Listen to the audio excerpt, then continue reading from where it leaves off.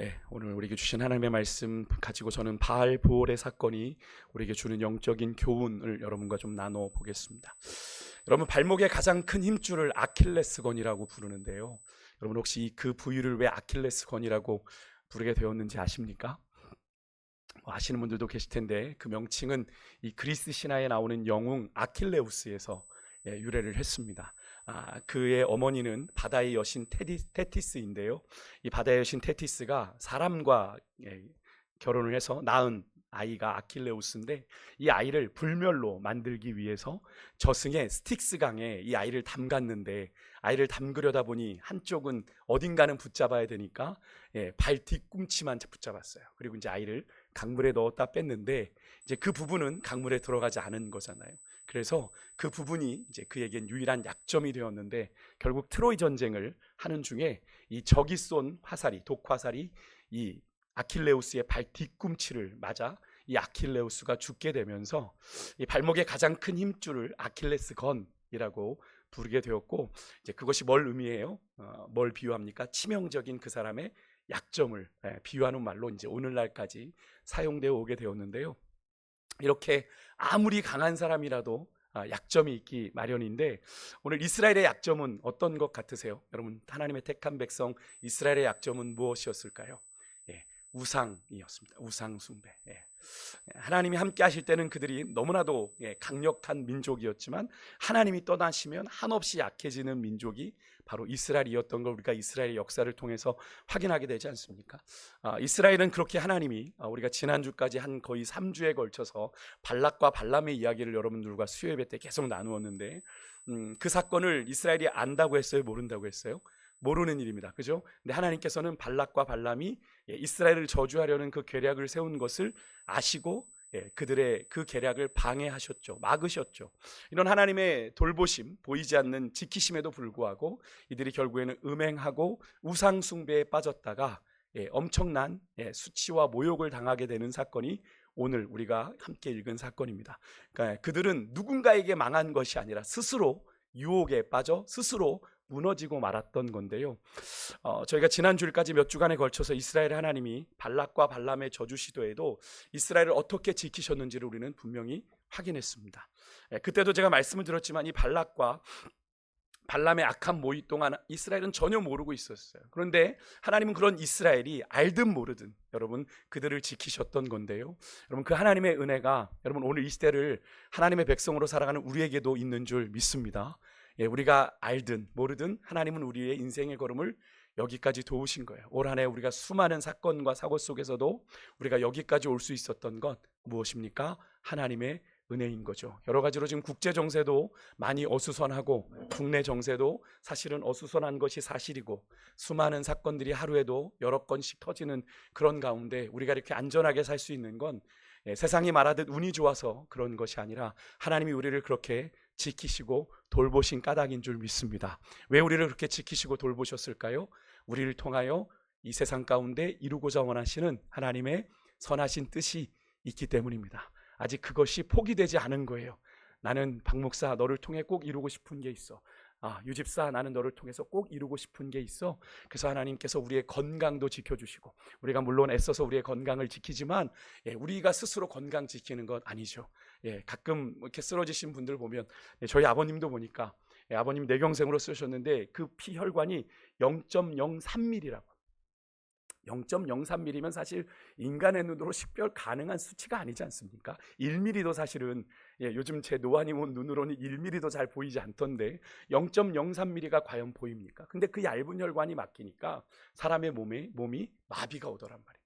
그죠? 그러니까 우리 인생은 우리가 장담할 수 있는 게 아무것도 없어요. 우리가 할 수 있는 최선의 노력을 하는 거죠. 운동하고 좋은 건 먹고 나쁜 건 먹지 않는. 근데 그런 노력이 우리 인생을 여기까지 하는 것이 아니라 하나님의 은혜가 우리를 여기까지 인도하고 우리를 붙드신 줄 믿습니다. 그러니까 우리는 날마다 감사해야 되는 존재예요. 그것만으로도. 그죠? 내가 살아있음에 감사. 요즘 우리가 시편을 묵상하는데 하나님을 감사하는, 하나님께 찬양하고 감사하는 고백들이 계속 이어지거든요. 다시 묵상하면서, 그래, 내가 살아가고 있는 게 하나님의 은혜구나, 오늘을 맞이할 수 있는 게 하나님의 은혜구나라는 것들을 더 많이 깨닫게 되는데요. 하지만 여러분, 이런 하나님의 세밀한 보호하심에도 불구하고 이스라엘은요, 모압 그 평지 요단강 건너편에 어느 땅을, 약속의 땅을 목전에 둔 시딤에 머물면서 강 건너 약속의 땅 진입이 목전에 있으니 기대가 막 부풀었을 거 아닙니까? 야, 우리가 이제 곧 저 땅에 들어가는 거구나. 우리가 이제 곧 저 땅에 들어가서 저 땅을 차지하게 되는 거구나. 마음으로 영적으로 너무 느슨해져 있었습니다. 악한 세력들이 그걸 모를 리가 없겠죠. 악한 세력들은 그런 하나님의 백성들의 빈틈을 노려 넘어뜨리려고 호시탐탐 노리고 있는데 결국 오늘 그 일이 이스라엘 가운데 일어나게 된 겁니다.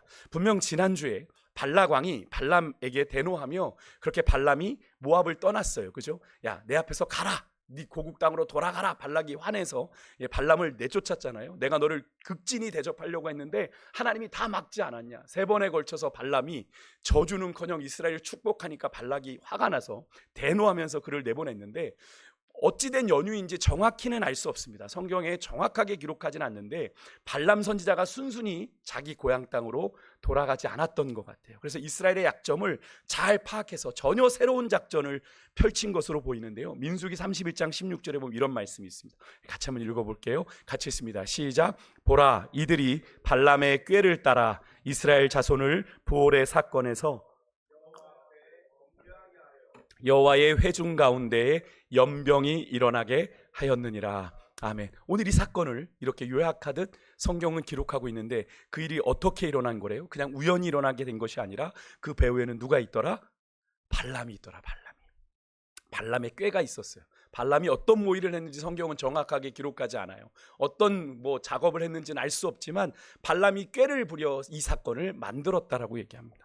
성경이 그대로 기록하죠. 정확한 건 알 수 없지만 그런 발람의 악한 꾀로 인해서 이스라엘은 발람이 이스라엘을 저주하기 위해 갔던 지역 부올의 우상인 바알을, 부올 바알, 그래서 바알 부올이라고 부르는 건데요. 부올의 우상, 부올의 신을 섬기게 된 겁니다. 이스라엘이 시딤에 머물고 있을 때 이 미모의 모압 여인들이 자기 신들에게 제사할 때 이스라엘 백성들을 초청한 거예요. 우리 같이 함께 우리 조상에게 제사하십시다.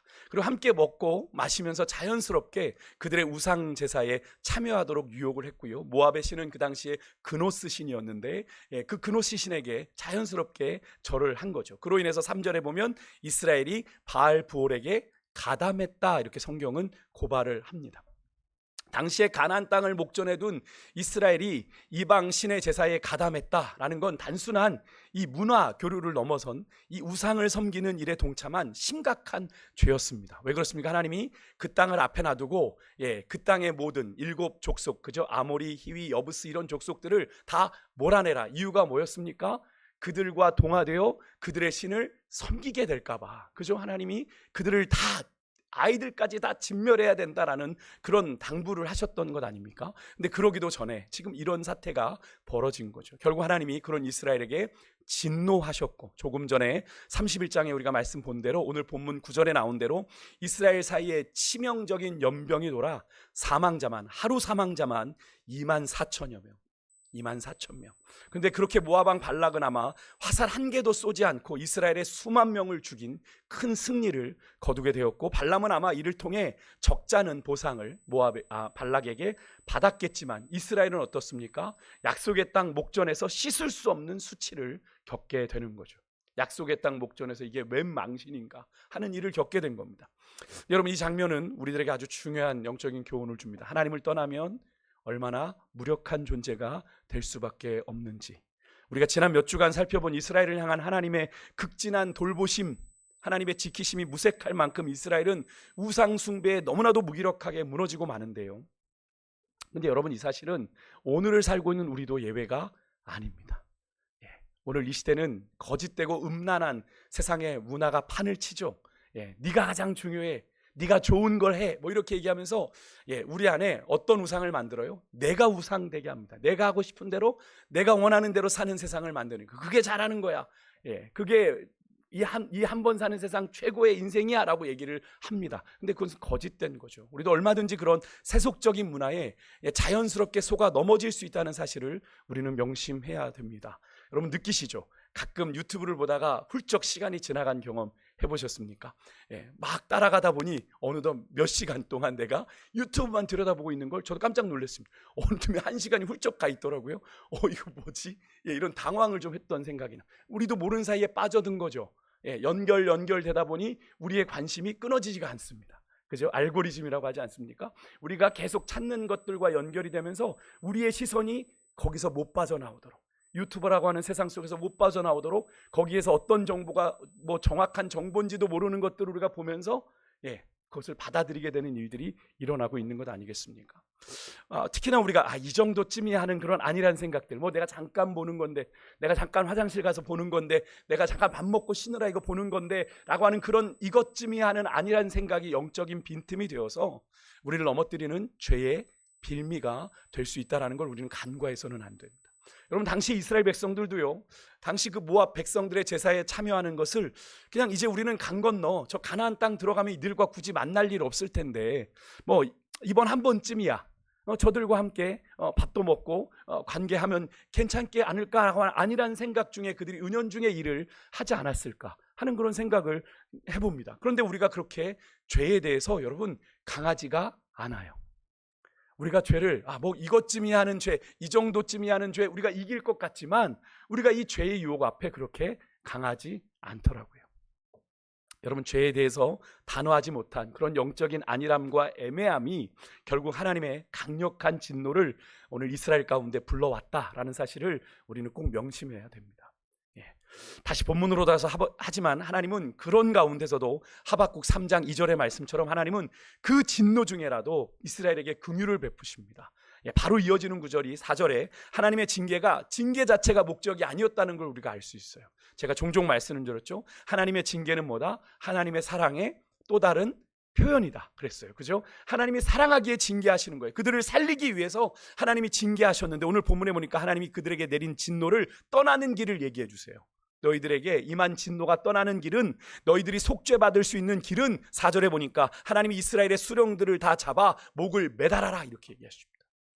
좀 과격한 듯 보여요. 근데 이스라엘 백성들의 수령들이란 지도자들인데 각 지파의 지도자들을 다 목을 매달라는 거예요. 왜?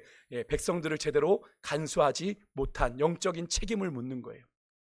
그런데 여기서 흥미로운 건요, 여기가 좀 주석가들도 좀 애매하다라고 얘기하는데 모세가 그런 하나님의 말씀대로 하지 않습니다. 하나님의 말씀을 따라 이방 여인들과 음행하고 우상 숭배에 가담한 자들만 색출하게 하고 말아요. 근데 여러분, 이 장면이 우선 우리에게 그 사이에 왜 하나님의 말씀대로 하지 않았는 건 좀 뒤에서 살펴보기로 하고, 여러분 이 장면이 우리에게 무엇을 말하는 것 같으십니까?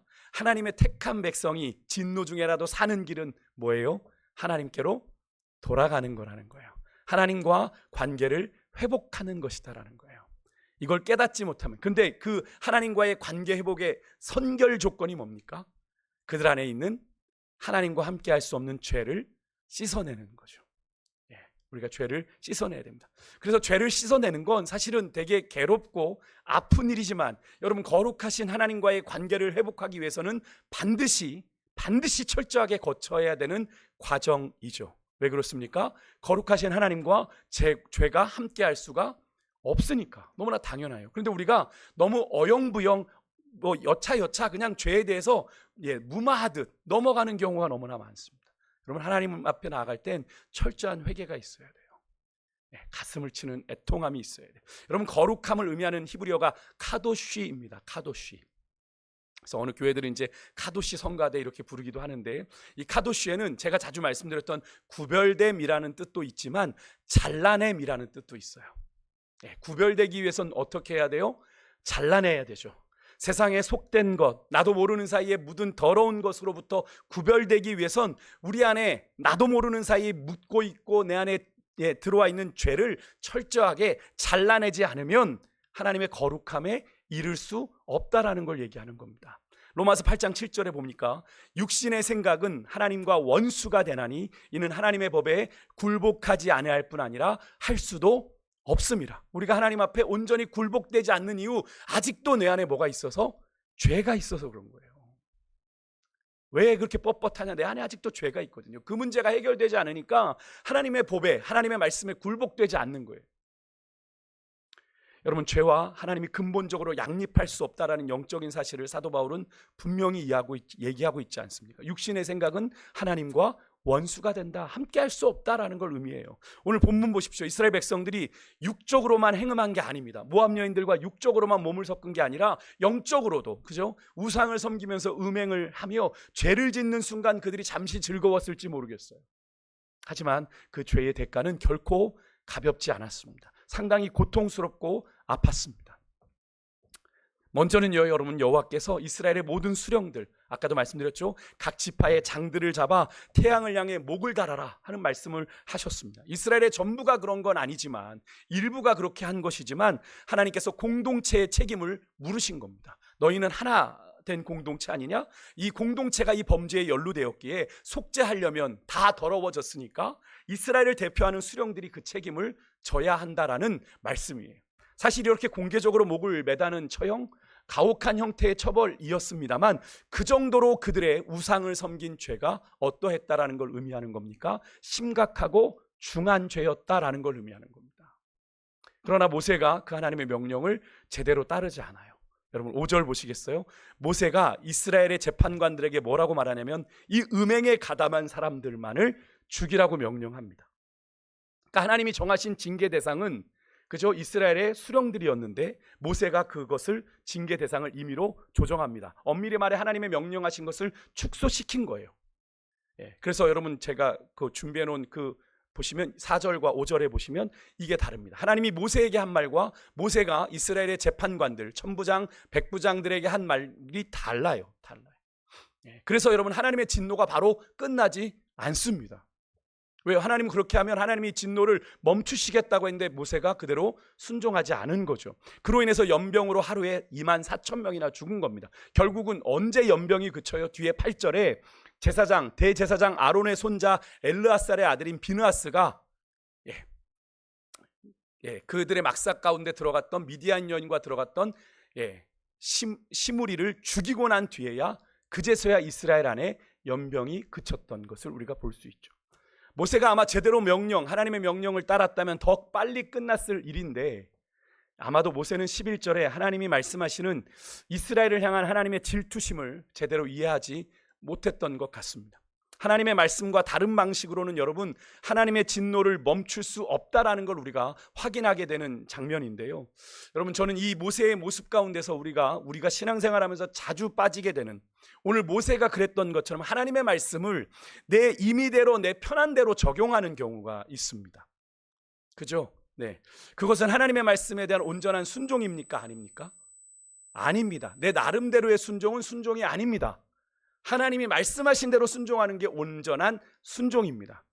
물론 우리의 믿음의 수준이 실제 그만큼 되지 않아서 그럴 수 없을 수도 있습니다만, 그것으로 내가 하나님 앞에 내가 할 수 있는 최선을 다했다고, 그것으로 내가 하나님 앞에 온전하게 순종했다고 생각하면 안 되는 건데, 어떻게 해요? 자신은 그것으로 하나님 앞에 온전한 순종을 했다고 내 나름대로의 의의를 갖는 거예요.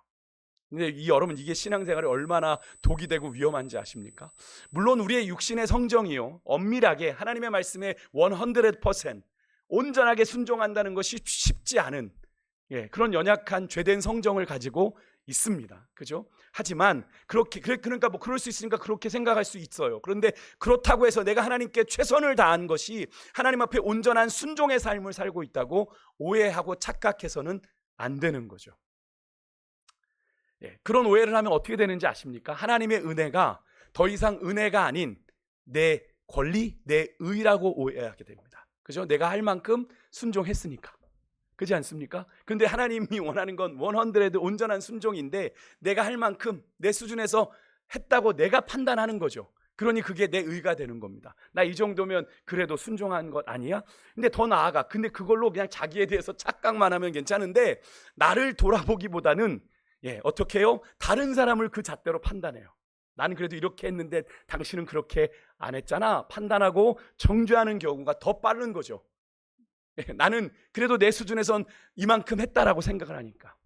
내가 하나님 앞에서 나름 온전하다고 생각하니까. 근데 그것은 착각이죠.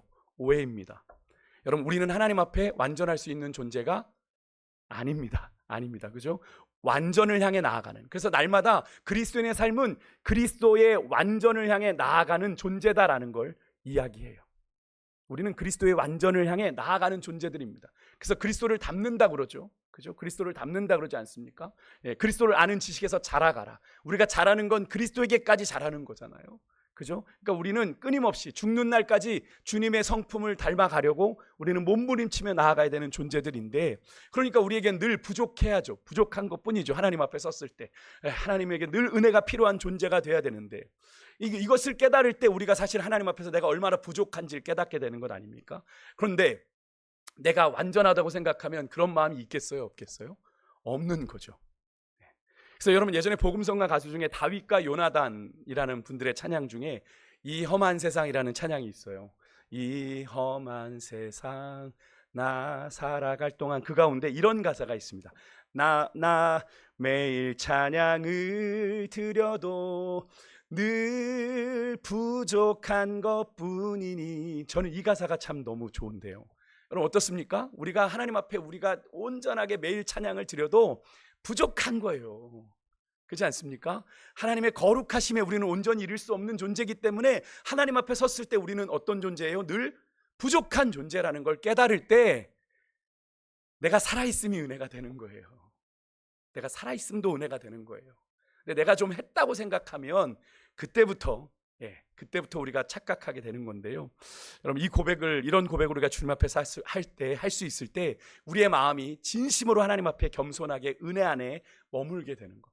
그래서 오늘도 하나님 은혜를 주십시오. 오늘도 내가 거룩하게 살아갈 힘을 주십시오라고 기도하는 이유가 뭡니까? 내게 그럴 힘이 없으니까. 나는 그렇게 부족한 자이니까. 하나님, 내게 오늘 거룩히 살아갈 힘과 두려움 없는 믿음을 주십시오라고 고백하는 이유가 뭡니까? 하나님, 내 힘으로 안 됩니다. 도와주십시오라고 기도하는 거잖아요. 근데 우리가 그렇게 말씀을 모세처럼 그렇게 내 임의대로 하는 경우가 있어요. 그건 절대로 바른 신앙생활이 아닙니다. 결국 6절에 보면요, 이스라엘의 수령들과 그 바알볼의 가담한 자들에 대한 심판으로 이스라엘 공동체가 슬픔에 잠겨요. 그죠? 다 죽어나갔으니 얼마나 슬픔에 잠겼겠습니까? 공동체가 온통 우울해요. 회막문 앞에서 울었다고 합니다. 아마도 회개와 탄식의 눈물이었겠죠. 그런데 그런 온 회중이, 온 공동체가 회개의 슬픔에 잠긴 와중에 한 남자가 등장을 하는데 너무나도 뻔뻔하게 성경엔 이렇게 일부러 기록한 것 같습니다. 모세와 온 회중이 빤히 보는 앞에서, 그죠? 미디안 여자 하나를 데리고 그의 형제들에게 나왔다, 이렇게 얘기합니다. 이 말은 그렇게 미디안 여자를 데리고 자신이 가족이 사는 막사로 집으로 들어갔다라는 얘기예요. 뻔히 다 울고 있는데, 지금 장례 치르고 있는데, 그렇죠, 하나님의 심판을 받아 24,000명이 죽었으니 여기저기서 난리인데 그 와중에 그러고 가는 거예요. 당시에 여러분, 모압 여인들만이 아니라 이 미디안 여인들까지 한패가 되어서 이스라엘을 부정하게 하는 일에 동참했거든요. 이 일 이후로 미디안은 원래 하나님의 대적이 아니었는데 하나님의 대적이 돼요. 그 어이없는 광경을 본 아론의 손자인 대제사장 엘라살의 아들 비느하스가 즉시 손에 창을 들고 들어가서 그 막사에서 그렇게 음행을 하고 있는 그 남자와 여자의 배를 관통시켜 버립니다. 좀 잔인한 장면이지만 그렇게 하나님의 분노를 담아 그들을 찍은 거예요. 그러자 8절에 나온 대로 이스라엘 진영의 연병이 그제서야 그칩니다. 하나님의 진노가 그제서야 멈춘 거죠. 9절의 말씀처럼 이날 하루만 이스라엘 백성 24,000명이 죽게 되는데, 여러분, 이게 결코 작은 숫자가 아닙니다. 여러분, 나중에 이제 뒤에 가면 인구조사 이야기가 나오는데, 여러분, 지파 하나가 거의 전멸되는 수준의 심각한 숫자가 저 24,000명이에요. 한 지파가 아예 사라지는 수준의 죽음의 역사가 일어나게 돼요. 이 일로 인해서 하루 만에. 얼마나 하나님이 진노하셨는지가 느껴지십니까? 하나님은 그런 비느하스의 행동에 대해서 11절에 이렇게 말하십니다. 내 질투심으로 비느하스가 질투했다. 그의 조금은 과격해 보이는 행동을 하나님이 인정해 주시고 그런 그의 행동이 하나님의 진노를 대신했다라고 말씀을 하십니다. 그래서 이스라엘 전체가 지금 다 소멸당할 위기에서 이 비느하스의 이 행동이 그것을 벗어나게 했다, 이스라엘을 구원했다라고 말씀을 합니다. 그러니까 비느하스가 그렇게 행동했던 건 그냥 우발적인 게 아니라 하나님의 마음으로 품은 거룩한 분노였다라는 걸 하나님이 인정하신 거죠. 그리고 12절에 보면요, 하나님은 그런 비느하스에게 평화의 언약까지 주시는데, 이게 뭐냐면 그렇게 비느하스에게 죽임을 당한 가족들이 그 광경을 보았으니 어떤 마음을 품겠습니까? 보복해야지 라고 하는, 그 보복하게 하는 그 마음을 막으시도록 하나님께서 이 비나스가 보복을 당하지 않게 언약을 세워주셨다라는 말입니다. 하나님이 비나스를 지키시는 걸 의미하는 거죠. 하나님은 이렇게 당신의 마음으로 공동체의 거룩함을 지키고자 하는 자들을 인정하시고 보호해 주시는 거예요. 사실 오늘 비나스의 이 행동은 사실은 큰 용기가 필요했던 행동입니다. 왜냐하면 비나스가 죽인 사람이 그냥 일반 사람이 아니라 14절에 우리가 읽지 않았는데 나오지만 시므온 지파의 지도자였습니다. 시므온 지파의 지도자 시므리였습니다. 또 그와 함께 했던 미디안 여자도 이름이 기록되는데 미디안 수령의 딸이에요. 이렇게 따지면 이제 우리나라로 말하면 김정은의 딸 김주혜가 되는 건가요? 그런 여자입니다. 고스비라는 여자였어요. 이후에 이렇게 이 둘을 한 번에 죽였으니 어떤 일이 벌어질지 사실은 장담할 수 없는 일 아니겠습니까? 근데 비나스는요, 하나님의 진노를 온전히 이해했어요.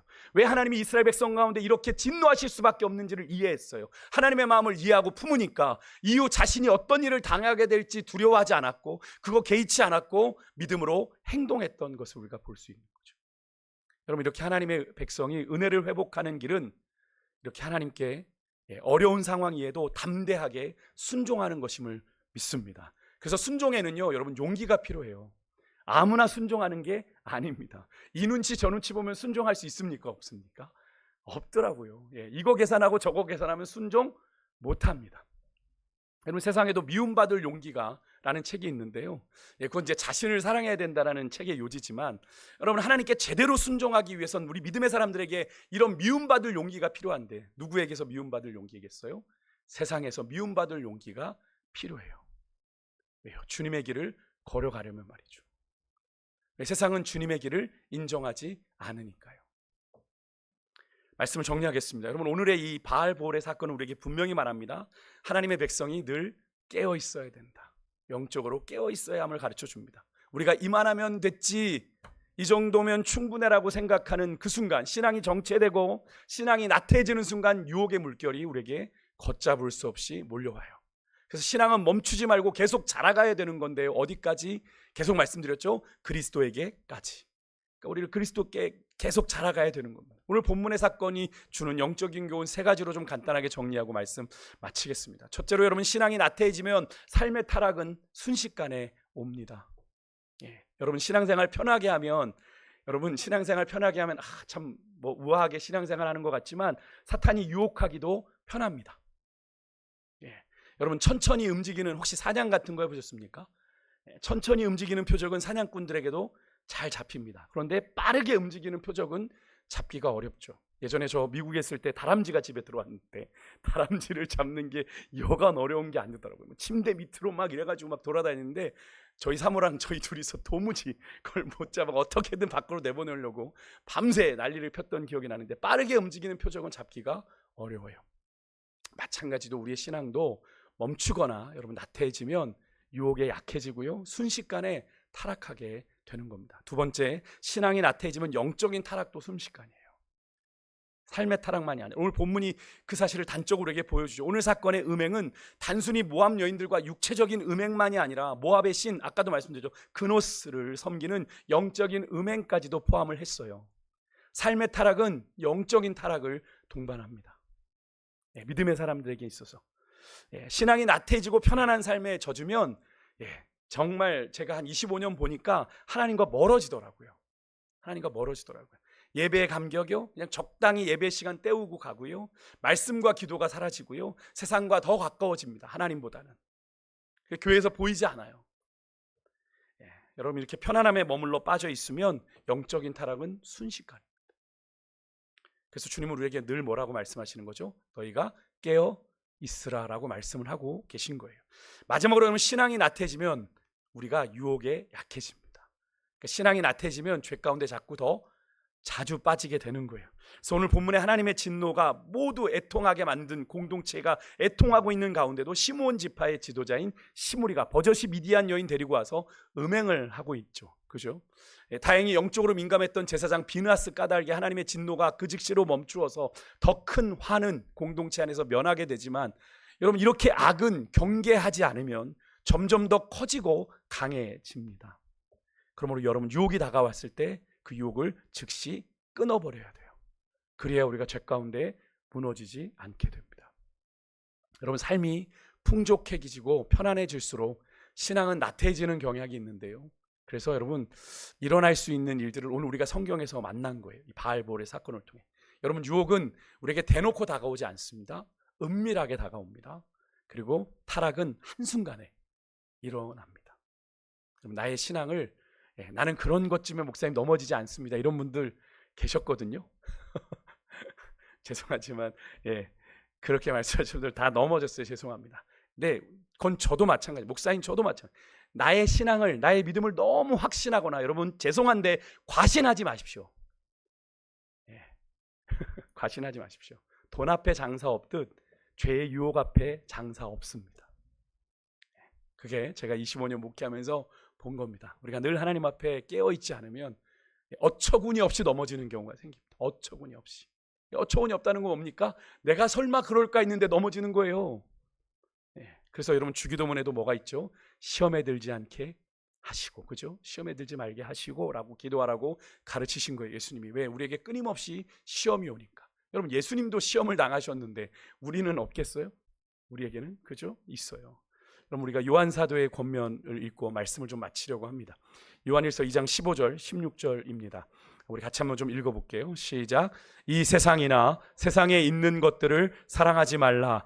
누구든지 세상을 사랑하면 아버지의 사랑이 그 안에 있지 아니하니 세상에 있는 모든 것이 육신의 정욕과 안목의 정욕과 이생의 자랑이니 다 아버지께로부터 온 것이 아니요 세상으로부터 온 것이라.